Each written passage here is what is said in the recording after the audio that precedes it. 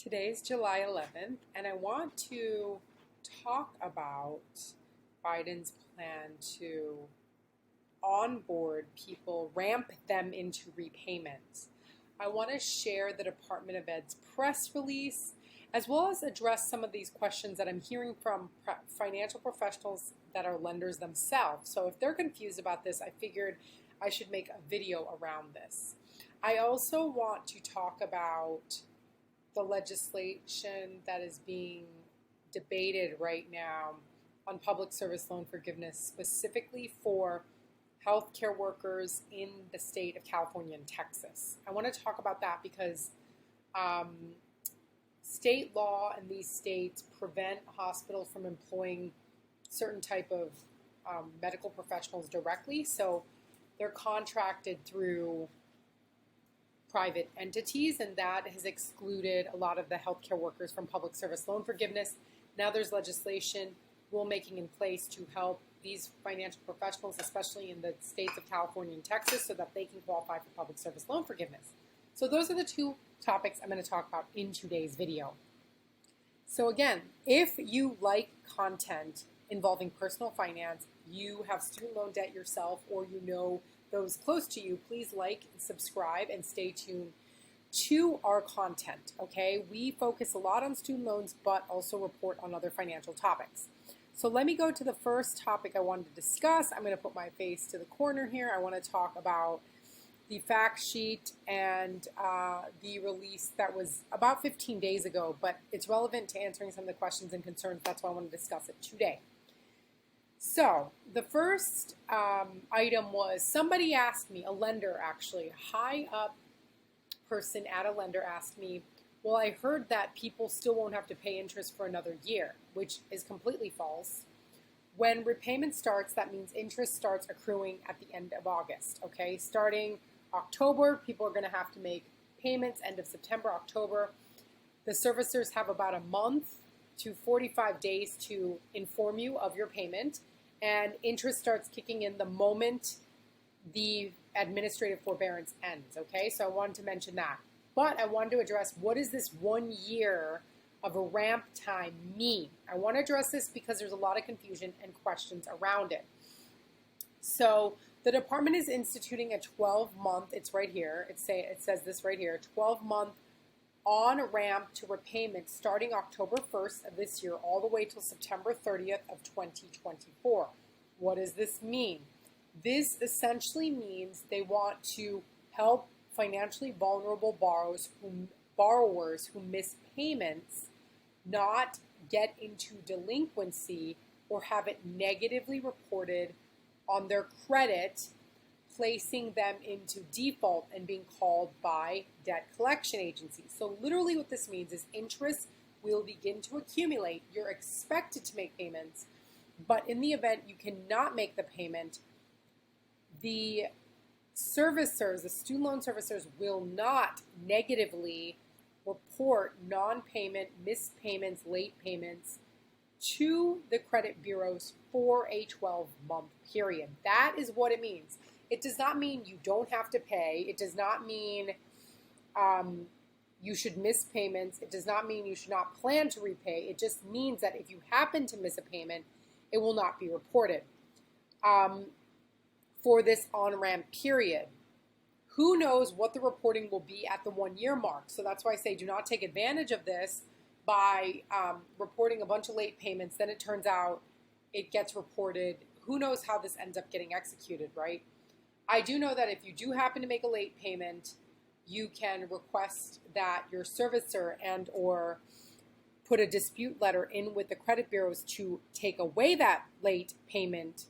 But that does not mean that, or delinquent payment, but that does not mean that you should plan to miss a bunch of payments, because we don't know at the end of this period, does it mean that then they can report on it? We don't have all the details yet.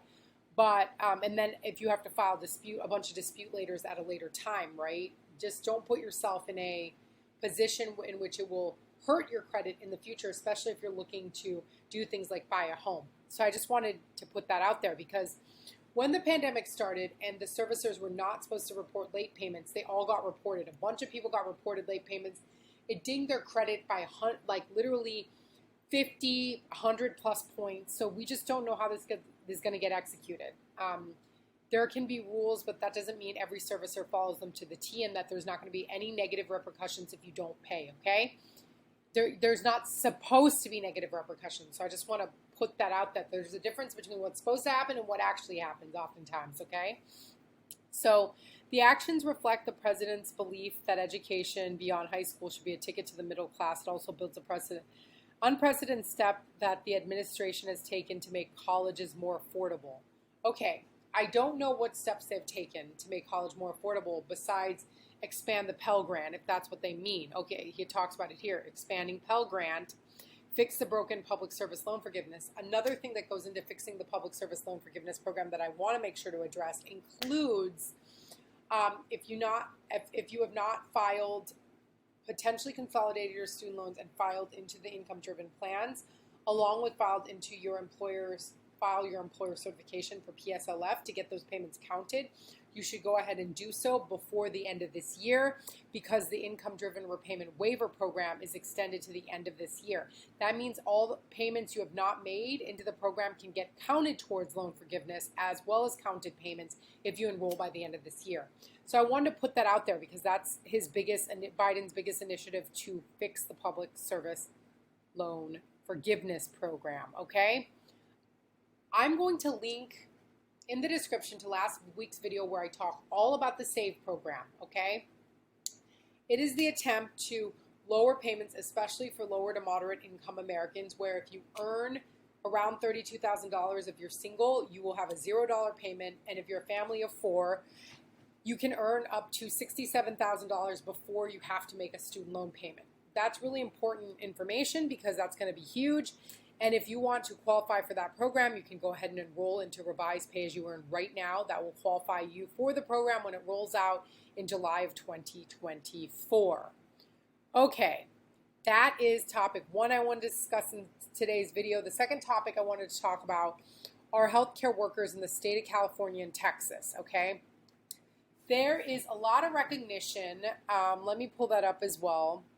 There is a lot of recognition. I don't have the article up, so let me expand my face here while I talk. A lot of recognition that the state of California and Texas aren't as competitive to attract, recruit, and retain healthcare workers because the healthcare professionals that work in those hospitals tend to be contracted, and as a contract worker, you're not working for a nonprofit, so their employees do not qualify for public service loan forgiveness. That is until now. By the way, in the past, a lot of these contract employers can make memorandum of understanding letters with the hospital systems to have the hospital systems sign the public service loan forgiveness paperwork. That has existed in the past. We've helped people navigate that. Now there's actually rulemaking, conversation, and legislation around making it completely legal and part of the process that an employee with a 1099 or a W-2 from a contracted organization can now, in fact, go and apply for public service loan forgiveness. We have helped several people with that process. If you are a healthcare worker that work in Texas and California and have experienced some hardship, we've advised several people, more than several, but many people around how to get around this between the HR department of their contracted employer along with the hospital so that they can get their student loan payments qualifying. I will link to the article and the rulemaking around this in the description below if you'd like more information and you're a healthcare worker in the state of California and Texas. If you like this content, know people who can get help. Please do not be selfish. Share this information. Please like, please subscribe. It is not highly edited content, but highly informative content. So I hope this has been helpful today, and we cannot wait. We give everyone a free analysis at myloansense.com. Have a great rest of your week.